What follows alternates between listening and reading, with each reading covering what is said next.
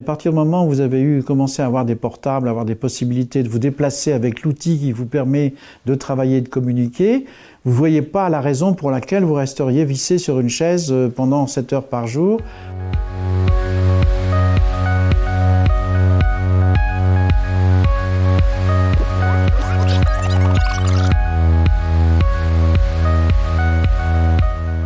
Ces images sont très parlantes parce qu'elles sont la représentation du début du taylorisme. En fait, on n'est pas encore rentré dans l'ergonomie avec l'idée que la personne qui va au bureau doit se trouver dans un cadre suffisamment agréable pour qu'elle puisse y rester, mais au contraire, sont des gestes répétitifs. Et l'idée, c'était d'accélérer la cadence, dans tous les domaines d'ailleurs. Ces archives, elles sont relativement récentes puisqu'elles doivent dater de l'époque des 30 Glorieuses. On voit des choses que peut-être des générations nouvelles ne comprendront pas. Et là, on est en train d'accélérer encore la taylorisation, le rendement, avec ces nouvelles machines à écrire. En même temps que l'accélération, on veut le confort. Quelque chose s'est produit dans les années 70, ça a été une psychologisation du rapport entre les gens. Et en fait, le statut fait que c'est l'individu qui a commencé à venir au bureau et non pas uniquement l'employé. C'est-à-dire qu'il a commencé à avoir son mot à dire et il a commencé à savoir donner son mot aussi sur les choses.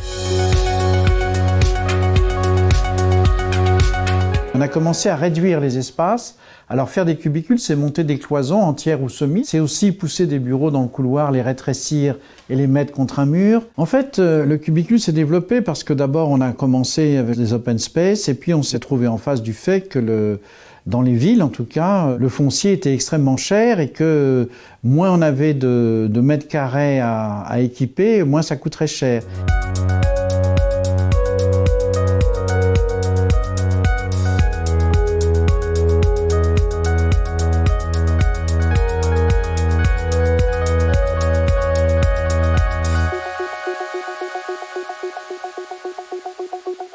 Ce qu'a compris le monde du travail, et notamment le monde des bureaux, c'est que maintenant le rapport au travail est différent.